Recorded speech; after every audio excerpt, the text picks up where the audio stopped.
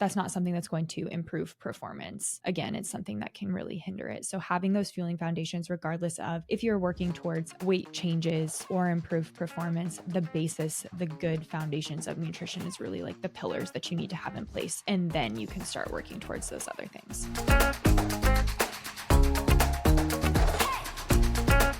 Hello and welcome to the Eat More Carbs podcast. My name is Jenna Fisher and I'm here with my co-host Reilly Beatty. Today we're going to be talking about New Year's resolutions and the goal setting for 2024. Before we get into some of our questions that we have about setting goals, we'll do our high and low segment. Reilly, can you kick us off? Yeah, starting off this podcast with a low. So something that we've been having that has been reoccurring in Charleston, South Carolina over the past couple of weeks are these like mini winter hurricanes. It is really random, but we're having one today. It's basically super cold, super rainy, and super windy. The city is like shut down right now. It's actually pretty crazy where you have like 50, 60 mile per hour winds. So the kids can't go to school. They like canceled school and all this stuff. So that's kind of my low right now, because I didn't even know that this existed, but we've been having a couple of them. There was really bad flooding like a couple weeks ago. It's been a little crazy of a winter down here. That's wild. How long do they last? Just like 12 to 24 hours. It's like a little mini hurricane, but it's like in winter. Oh, that's weird. Are you and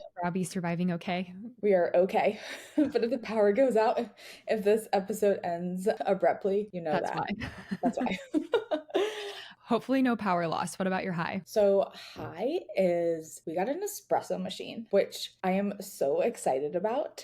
Also because like during pregnancy, you're not really able, or you're not supposed to, I guess there's no recommended safe amount of caffeine. There's like certain guidelines and things like that, but I've just been avoiding it to be safe. But we got an espresso and I'm so excited because I love espresso.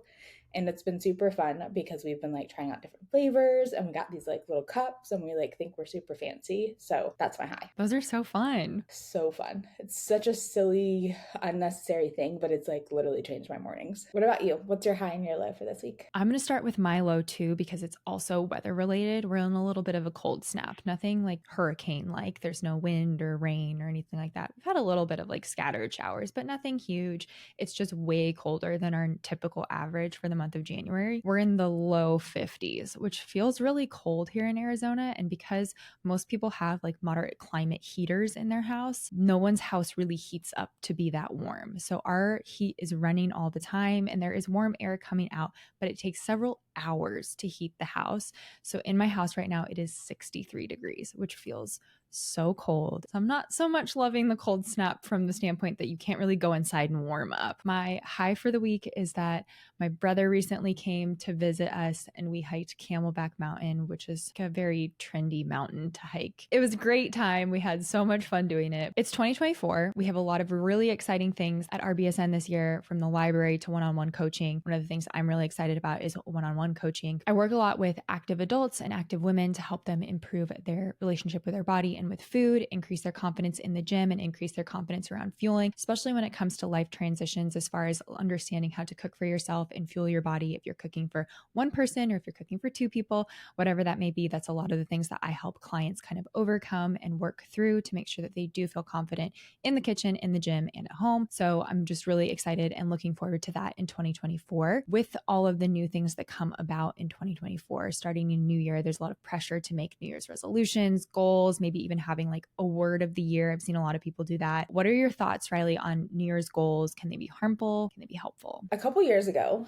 I would have told you like New Year's resolutions, New Year's goals are like super, super harmful. But I actually think that it is a great time to start fresh and set some positive goals. I think we've talked about before that like resolutions often focus on like negative things or negative actions, but I think it is a really great time to set some new goals, and it can be really beneficial for your performance, for your relationship with food, and just your overall health if it's done correctly. What do you think? I completely agree with you that oftentimes resolutions or New Year's resolutions have a negative connotation or association with them, but in reality, like we can set ourselves up for success if we're thinking about setting goals for our new year and just having things that we're wanting to achieve. There's nothing wrong with that. We can approach it from a positive standpoint standpoint instead of being, in a negative light. So I think that they can be incredibly beneficial. Whether you are an athlete or an active individual, we all have things that we want to see ourselves do. I think it just goes back to like, we talk about this all the time when it comes to fueling, but it's not actually the action, but it's like the intention or the why behind the action.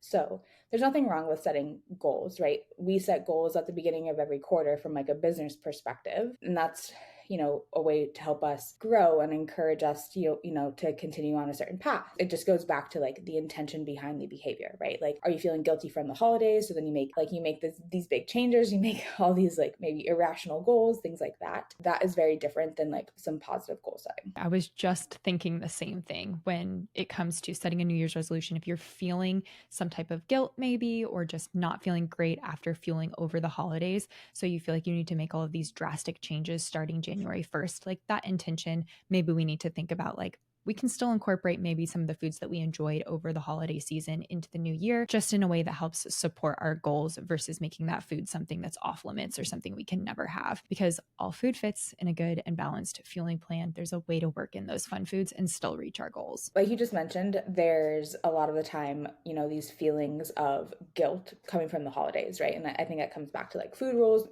labeling things as good and labeling things as bad. We were maybe bad over the holidays, and so now we want to be good going into the new year. So we set these resolutions. These resolutions often are associated with like weight change or body comp change. Is that something that you're still seeing, or do you feel like that's kind of evolved recently? I know that we're, food first. We like nutrition from a positive angle. We help athletes and, active adults with body comp, but there's so much more to that. I guess, like, how do you think has evolved like over the last couple of years? One of the things that I've seen, especially recently, is the emergence of using medication to alter body composition, specifically medications that are kind of in the media right now, like Ozempic, your weight loss medications. These medications are not new. They've been around for years to help people with type 2 diabetes. I feel like GLP-1s have exploded this year. Mm-hmm. Yeah, kind of like really come onto the scene as far as being used from a general population standpoint. So these medications are used to help increase our body's sensitivity to insulin, which is why they work really well for a diabetic population. So by increasing our sensitivity, we can oftentimes help correct their blood sugar so that they can improve their overall health and well-being. If you're listening to this podcast, there's a good chance that you're an athlete, an active individual, or maybe even another dietitian. Using a medication like that in these instances doesn't necessarily support our goals of working towards any type of performance-related metric. Okay, so it sounds like with these medications, they are medications, right? They're built for individuals that have type 2 diabetes, but we're seeing a lot of individuals take it for weight loss. Why do you think that is? One of the side effects of taking these medications is that it blunts your hunger. So you don't feel the same hunger that we would in any day-to-day situation. The reason why this can be dangerous for athletes and active individuals is that a lack of hunger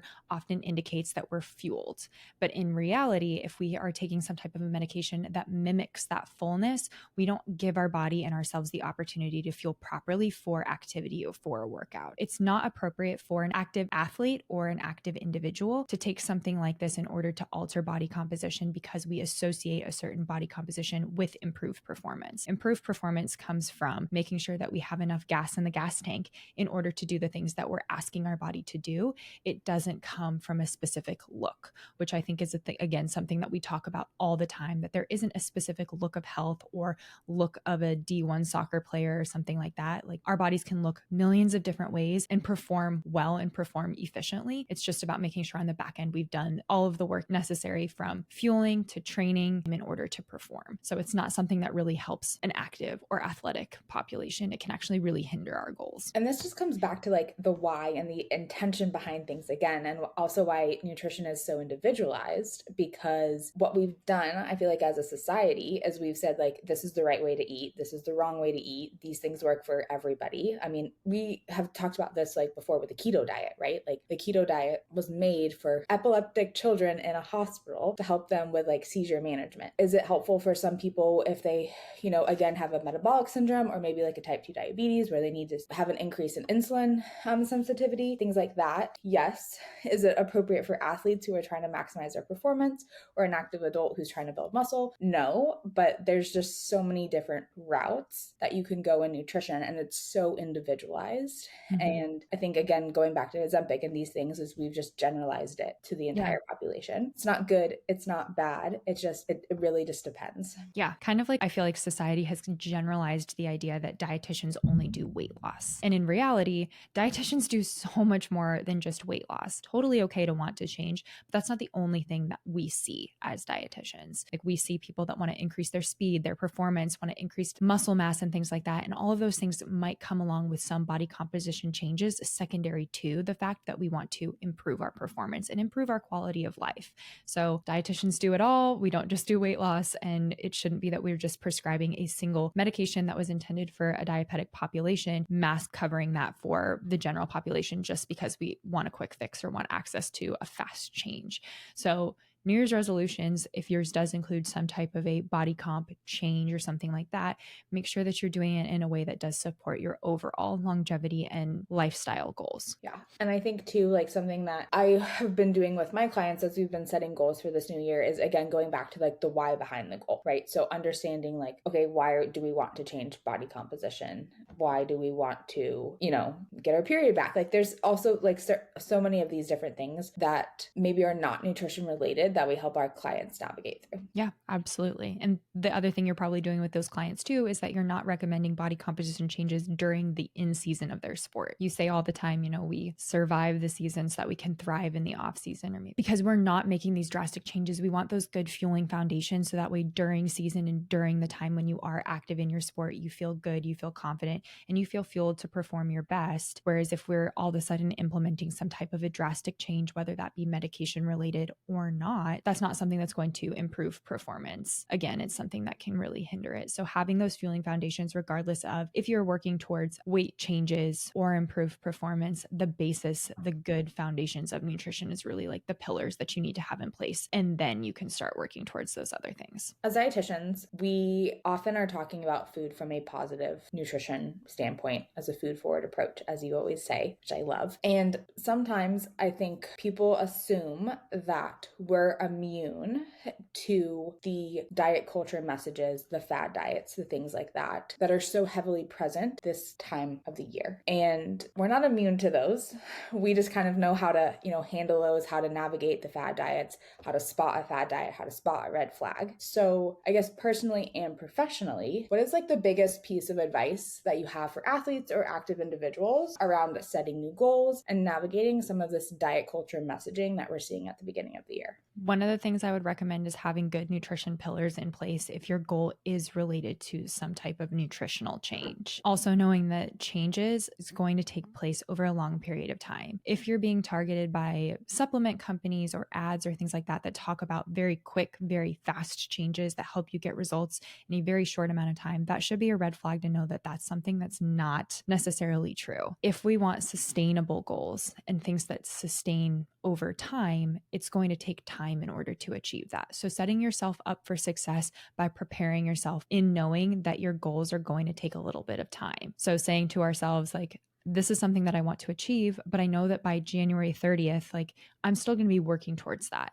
It's not going to be like we snap our fingers and suddenly we have that thing that we want. It's going to take time. Being patient with yourself and having grace with yourself in order to help you reach those goals instead of pushing yourself to a point where it feels like unsustainable. I think the sustainability is such a huge piece. We talk about it from a nutritional perspective. We also talk about it from a business perspective, but consistency, setting small goals, letting those small goals build, and then also kind of like reflecting on where you are with your small goals and modifying your goals as you're moving forward. I hear this a lot with creatine. This is kind of a random example, but I promise it's going to make sense.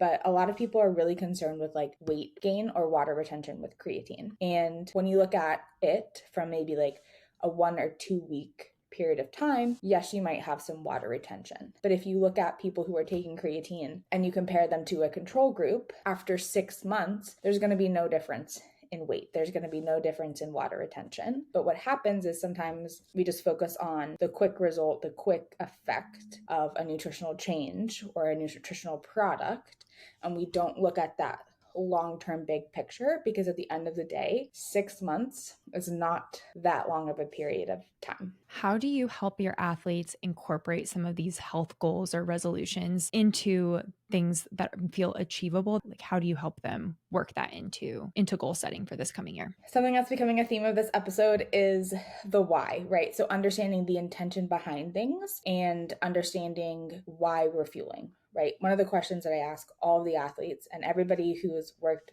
in one of our programs has heard me say this, but I always ask, like, the first question is like, why do we eat food? What is the meaning behind what we're putting into our bodies? Why are we putting food onto our plate? And then also, what's the fueling focus of the foods on our plate? So getting athletes to understand that there's not just energy in food, but we have 3 other essential nutrients that we have to consume if we want to live, survive, and then also just be optimized as an athlete. So getting them to buy in to that intention behind the fueling so that we can understand like the different fueling focuses of food, so we can set tangible goals besides just body comp, because there's so much more to fueling than body comp. But like you mentioned, a lot of people think, oh, I'm going to go to a dietitian, I'm going to go to a nutritionist, the only thing that I'm going to focus on is weight loss, when there's so many other factors that go into fueling properly. You mentioned this already, goals changing. How do you navigate that with athletes that you work with? That's a great question. It goes back to setting realistic and sustainable goals. One of the reasons that we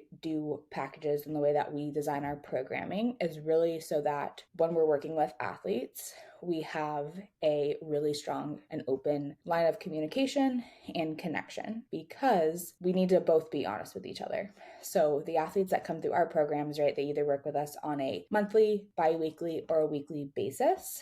And part of our responsibility as a practitioner is checking in with them on a consistent basis to see how things are going, so that we can again continue to modify goals. Working with somebody on their nutrition is something that's very vulnerable. So making sure that, again, we have a really good line of communication so we can check in, see how things are going, and then modify based on how the athlete feels and how they're accomplishing their goals. So we start small and then we modify based on how the athlete's feeling. So it's really, really, really individualized on how we approach it. Working with active individuals, I see that a lot, especially when it comes to maybe incorporating a little bit more fuel forward approach to helping them feel energized throughout their workouts. A lot of times I'll see clients that come and they have a real aversion to carbohydrate intake. Like, this is the Eat More Carbs podcast. We obviously love carbohydrate, but slowly helping them work in more carbohydrate to help feel more energized, because that's their end goal. But it's not something that we do overnight where it's all of a sudden they're eating a ton of carbohydrates during their day. It's slow and sustainable changes that they feel comfortable with. So working with that athlete, it sounds like, but also making sure that we are helping guide them to the goal that they are wanting to achieve. Do you have any goals for this new year? So I do have a goal for this year. I was supposed to run a marathon in 2023, but I had to defer because I got pregnant, which is awesome. So it was either eat the cost or defer until this year. And so your girl is going to be running a marathon in November 2024, which I'm very excited about because I've been wanting to do that for a really long time and it just has never aligned. And now I no longer have an excuse. So what about you? My goal for 2024 is also to run a marathon.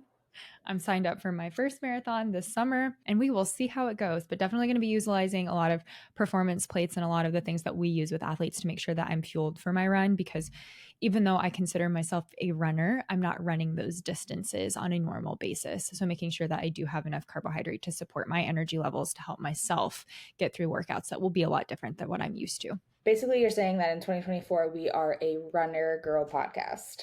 Exactly. Yes. So we'll provide updates through the year on how Reilly and I's training for our marathon is coming along. Can't wait. Remember, when it comes to your fueling and your goal setting, that it is the why behind what you are doing that is almost the most important thing. Working with a dietitian is something that can help you make sure that you are working towards your goals in a sustainable way that is going to help you achieve those goals. If you have questions specifically for Reilly and I, please leave them in the comments below, or you can find us on Instagram. We're at the Eat More Carbs podcast. You can find Reilly individually on Instagram at reilly.beatty.nutrition, and you can find me at jenna.fisher.nutrition. Please make sure you rate, subscribe, and review. And as always, remember to eat more carbs.